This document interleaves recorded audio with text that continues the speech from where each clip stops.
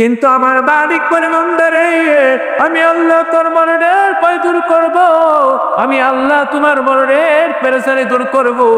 এ বান্দা তুই তাই তো মরার পর কোন জায়গায় যাবা এই সুসংবাদটাও আমি আল্লাহ জানায়া দেই। ওয়া আবশিরু বিল জান্নাতিল্লাতী কুনতুম তুআদুন।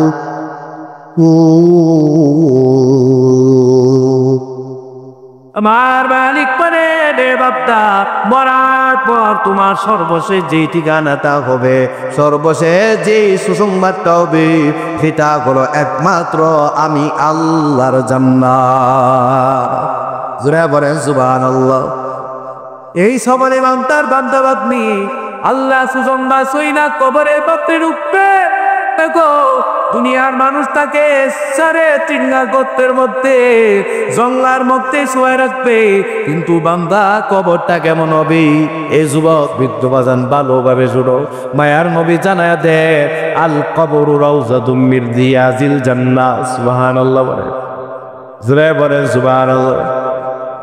যেই বান্দার কবরে বসে দুনিয়ার মানুষ দিনের পরে চাইতে ভয় পায়, আমার মালিক ওই বান্দার কবরটাকে জান্নাতের বাগান বানায় দেয়। সুবহানাল্লাহ। এই জয়পাড়া এলাকার মুসলমান যুবক, এই বান্দার কবরটাকে কেমন আল্লাহ প্রশস্ত বানায় দেয়। মায়ার নবী জানায় দেয় ওই বান্দার দৃষ্টি দিয়া যত দূর পর্যন্ত দেখাইবি, আমার আল্লাহ ওই বান্দার কবরটাকে ততই প্রশস্ত বানায় দেয়। সুবহানাল্লাহ। শুধু তাই নয়, ওই বান্দা কবরের মধ্যে সারা এই যে 3 টুকরা কাপড় পেঁচাইয়া দুনিয়ার মানুষ তাকে কবরের মধ্যে রাখবে। পয়গম্বর বলেন ওই মুত্তাকি বান্দা শরীরের মধ্যে এই সাদা 3 টুকরা কাপড় থাকবে না। আমার আল্লাহ এই কাপড়গুলো কইলা বান্দা বান্দিকে জান্নাতের পোশাক পরায় দিবে। সুবহানাল্লাহ। ওই মুত্তাকি বান্দা বান্দি কালকের মধ্যে দইদারে মালিকের সামনে দাঁড়াইবে। আমার মালিক দেখতে বলে এই ময়দানের মধ্যে সবাই পেরেশানি হয়ে যাবে, সবাই বেহুশ হয়ে যাবে।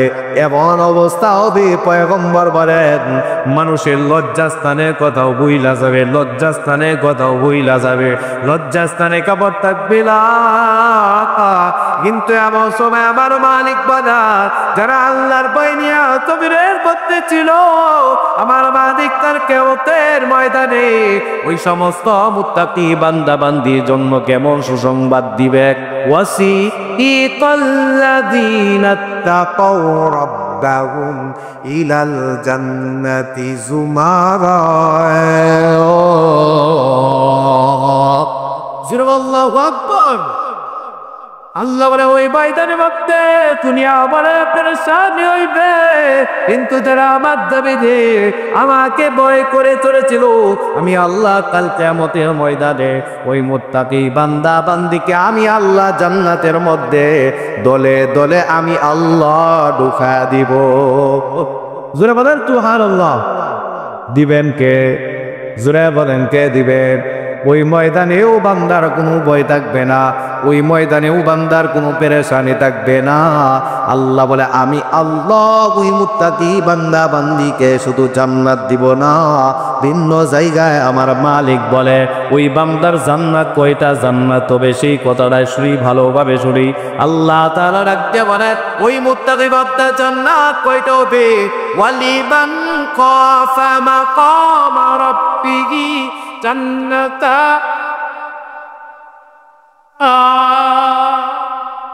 আল্লাহু আকবার।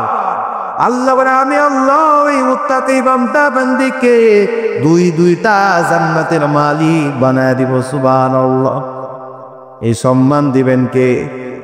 বিনিময় হলো বান্দা জমিনের মধ্যে যতদিন থাকবা ততদিন আল্লাহর ভয় নিয়ে থাকবা, ঠিক কিনা?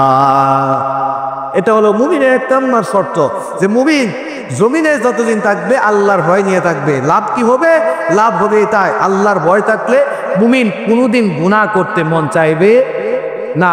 আল্লাহর রাসূল বলে মুমিন যখন গুনাহ করে গুনাহটা তার কাছে একটা পাহাড়ের মতো মনে হয়, যে আমি গুনাহ করি না, আমার উপরে পাহাড় আমি চাপিয়ে দিছি। বুঝছেন? এই জন্য গুনাহ থেকে বাঁচবো তো ইনশাআল্লাহ। বাঁচার পদ্ধতি কি? এইটা নিতে হবে। আমি যে চলতেছি, আমি যে গুনাহ করতেছি, হয়তো আমি আমার রবকে দেখতেছি, না হয় আমার রব আমাকে দেখতেছে, ঠিক কিনা? এই কথাটা স্মরণ রাখবো তো ইনশাল্লাহ। সময় কিন্তু অনেক হয়ে গেছে, শেষ পর্যায়ে আরো আগে আগেই শেষ করে দিতাম, কিন্তু আপনাদেরকে যেহেতু বলছিলাম যে আল্লাহ তাআলা শুধু দুনিয়াতেই সুসংবাদ দেয় নাই, এই সফল মুমিনকে আল্লাহ জান্নাত পর্যন্ত সুসংবাদ দিয়েছে। সুবহানাল্লাহ। আরো মজার কথা ছিল, জান্নাতে ঢুকায় আল্লাহ কি করবে না করবে, এই আলোচনা ছিল। যেহেতু সময় নাই এখানে আজকে আলোচনা, তা আমাদের আলোচনার শুরু ছিল, যে বিষয় ছিল একজন সফল মুমিনকে গুণ কয়টা অর্জন করতে হবে? 5টা। তার মধ্যে 1 নাম্বার কি? ইযা যুকিরাল্লাহু ওয়াজিলাত কুলুবুহুম। মুমিন আল্লাহ স্মরণে জমিনে কাকে ভয় করবে? আমার জীবন যৌবন সব চলে যাবে, আমার দুনিয়া চলে যাবে, আমার কোনো আপত্তি নাই, আমার রব যদি আপন হয় এতে আমি খুশি, ঠিক কিনা? এটা হলো মুমিনের কথা।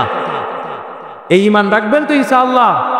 কে কে রাখবেন? হাত উঠে আল্লাহকে দেখা। মাশাআল্লাহ, মাশাআল্লাহ। নারে তাকবীর, নারে তাকবীর, মাশাআল্লাহ, নারে তাকবীর। দ্বীন ইসলাম জিন্দাবাদ, জিন্দাবাদ, দ্বীন ইসলাম। আল কোরআনের আলো, আল কোরআনের আলো, আল হাদিসের আলো। মেরে তাকবীর। মাশাআল্লাহ। আপনাদের কীর্তন জি, লা ইলাহা, লা ইলাহা, জোরে আওয়াজ, লা ইলাহা ইল্লাল্লাহ, লা ইলাহা ইল্লাল্লাহ, লা ইলাহা ইল্লাল্লাহ, লা ইলাহা ইল্লাল্লাহ, লা ইলাহা ইল্লাল্লাহ, লা ইলাহা ইল্লাল্লাহ, লা ইলাহা ইল্লাল্লাহ, লা ইলাহা ইল্লাল্লাহ। যারা বাইরে আছে একটু ভিতরে বসে যায়, এখন দোয়া হবে, সকলে একটু কষ্ট করে